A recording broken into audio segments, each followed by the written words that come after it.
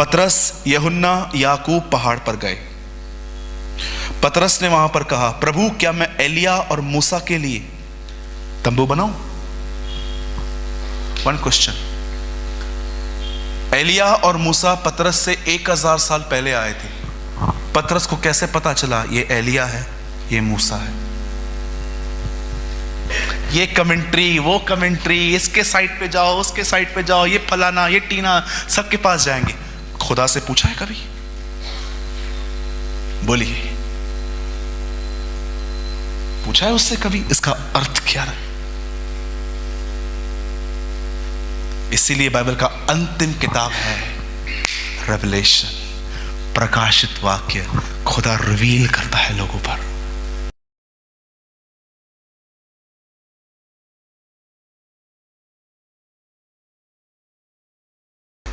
Spend your time with Jesus.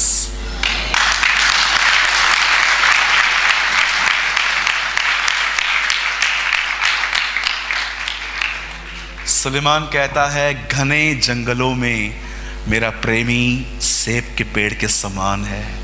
In all the tree of forest, my beloved is like a apple tree. वो जो महान है उसके साथ समय बिताओ।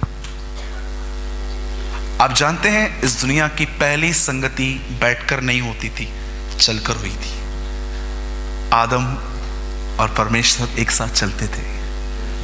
कई लोगों को लगता है संगति का मतलब होता है आधा घंटा प्रार्थना करना, 15-20 मिनट दुआ करना, चलो भाई हो गया, अब पूरा दिन अपनी चलाएंगे।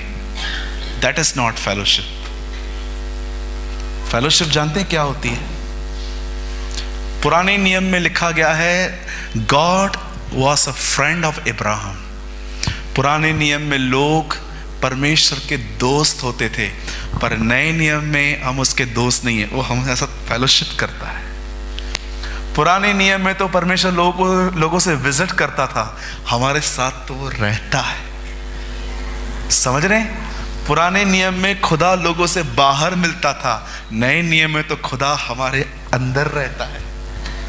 आज मैं आपसे पूछना चाहता हूं, कितना समय आप प्रभु को देते? जरा अपने आप से पूछो। कई लोग परमेश्वर को अपना समय नहीं देते। मैं आपको बताता हूं वो क्या करते हैं। वो अपनी रिलीजियस ड्यूटी पूरी करते हैं। एक चैप्टर बाइबल को पढ़ना है, 15 मिनट दुआ करनी है, हो गया, मैं मसीह हूं। पास्टर जब भी पूछेंगे कितने लोग बाइबल पढ़ते हैं, मैं हाथ उठाऊंगा, मैं पढ़ता हूं। मैं आपको ऑनेस्टली कहूं, मैं बहुत स्लो स्पीकर हूं प्रेयर के अंदर। मैं बहुत काम की बात करता हूं। पिता, मैं दुआ करता हूं आपके बेटे यीशु के नाम में, मैं मांगता हूं अब्बा,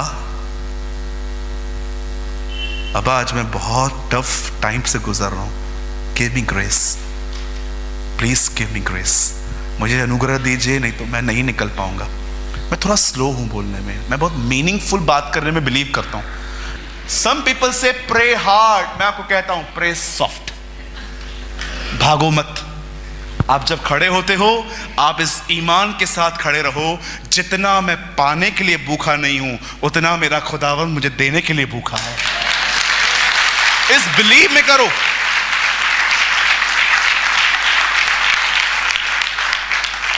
राइट? बोलो अपने बाजू वाले को, थोड़ा आंखें घूर के कहो उनको बोलो भागो मत।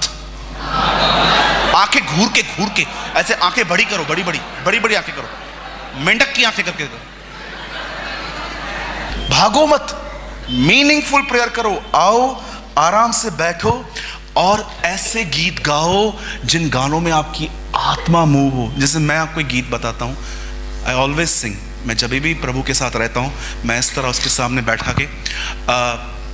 बैठ के मैं आराम से कहता हूं,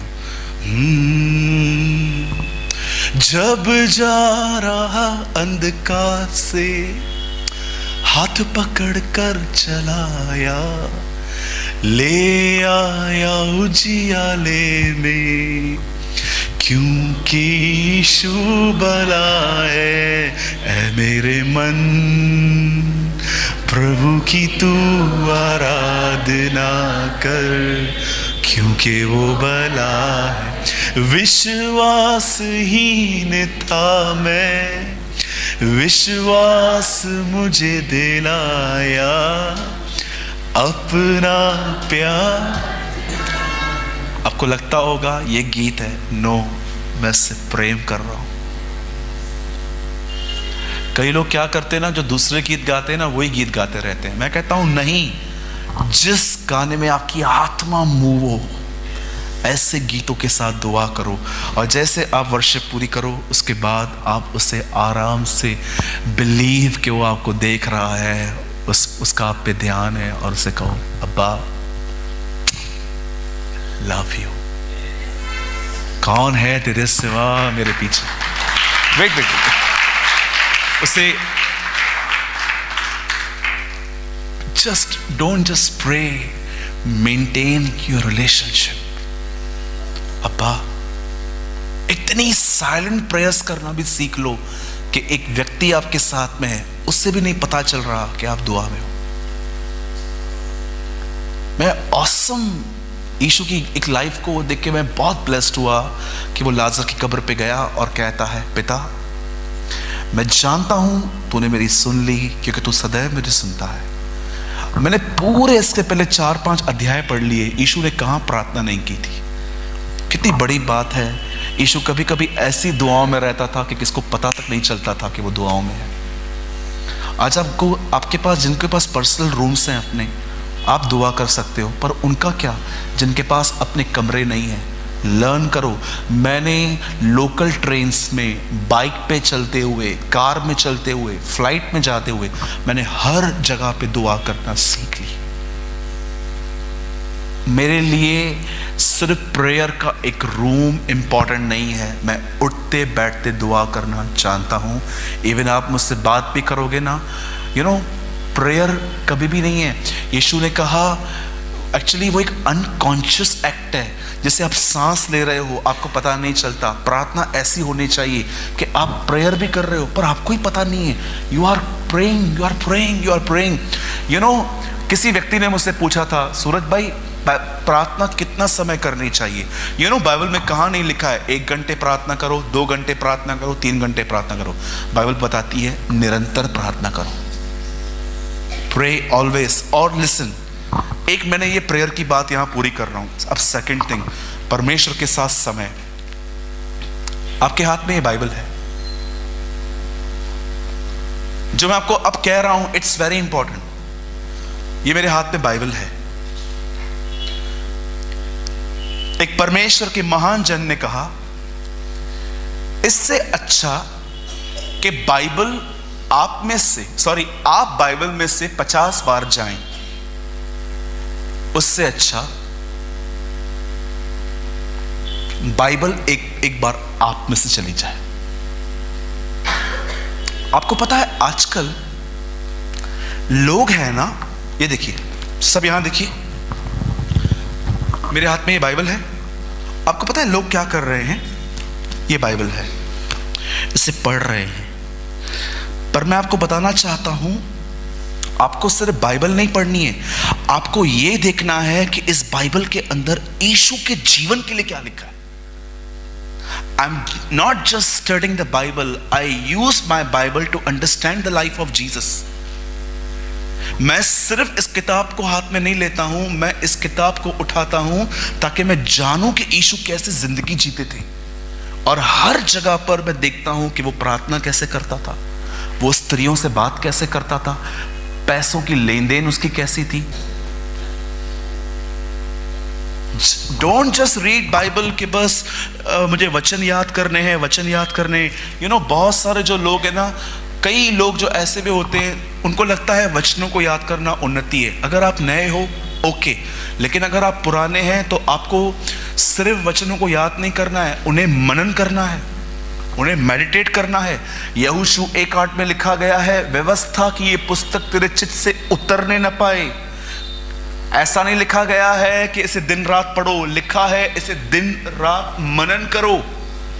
मैं आपको बताता हूं, एक दिन मैं बाइबल पढ़ रहा था, पतरस, यूहन्ना, याकूब पहाड़ पर गए। पतरस ने वहां पर कहा, प्रभु क्या मैं एलिया और मूसा के लिए तंबू बनाऊं? One question. एलिया और मूसा पतरस से 1000 साल पहले आए थे। पतरस को कैसे पता चला ये एलिया है, ये मूसा है?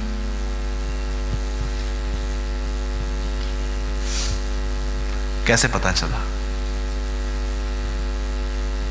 बाइबल पढ़ते समय अगर क्वेश्चन नहीं निकल रहे तो आप समझ जाओ आप बाइबल नहीं पढ़ रहे। Shall I repeat again? वचन को पढ़ते समय अगर आपके सवाल नहीं है तो आप समझ जाना आप बाइबल नहीं पढ़ रहे हो। मेरे बहुत सवाल हैं आज भी। जब आप केयरफुल स्टडी करोगे ना प्रभु के वचन को अपने लिए, आपके सवाल निकलेंगे और फिर आप किसी को ढूंढेंगे कि मेरे सवालों का उत्तर दो, या तो आप पवित्र आत्मा के पास। और आप जानते हो कई जो लोग हैं जो बाइबल पढ़ते हैं पर खुदा उन पर रिवील क्यों नहीं करता?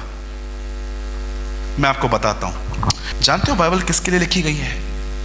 हे पिता, मैं आपको धन्यवाद देता हूं, यीशु ने कहा, क्योंकि तूने ये बातें बालकों पे प्रकट की है। बाइबल बच्चों के लिए लिखी गई है, ऐसे लोग जो उसे पढ़ते हैं और खुदा को कहते हैं मुझे पता ना इसका अर्थ क्या है, वो उन पे रिवील करता है। पर आप जानते हैं कुछ लोग बहुत बड़े हो गए। जो लोग बड़े हो गए हैं ना, अब वो नहीं पूछते हैं, अब वो खुद सोचते हैं इसका अर्थ क्या होगा। ये कमेंट्री, वो कमेंट्री, इसके साइट पे जाओ, उसके साइट पे जाओ, ये फलाना, ये टीना, सबके पास जाएंगे। खुदा से पूछा है कभी? बोलिए, पूछा है उससे कभी इसका अर्थ क्या है? इसीलिए बाइबल का अंतिम किताब है रेवलेशन, प्रकाशित वाक्य। खुदा रिवील करता है लोगों पर। जानते हो किन पे रिवील करता है? जो बच्चे हैं, बड़ों पे रिवील नहीं करता है। हर वचन जो आपको नहीं समझ में आता है ना, पहले खुदावंत से पूछो और उसके बाद किसी उसके खादिम से पूछो। पहले उससे पूछो प्रभु आप मुझे बताइए। इसीलिए यीशु ने कहा ये बच्चों की किताब है, बड़ों की नहीं। चलिए, खत्म हो गया यहां पर। कितने लोगों ने कुछ समझी आज बातें? कोई लोग फ्री हो गए किसी बातों से? परमेश्वर को अपना समय दो, कलाम पढ़ते हुए, दुआ करते हुए, उसकी आराधना करते हुए। न केवल इसमें, लेकिन ये हो जाने के बाद भी अपनी वॉक उस पर रखो। ठीक है? कितने लोगों ने कुछ समझा आज? पक्का?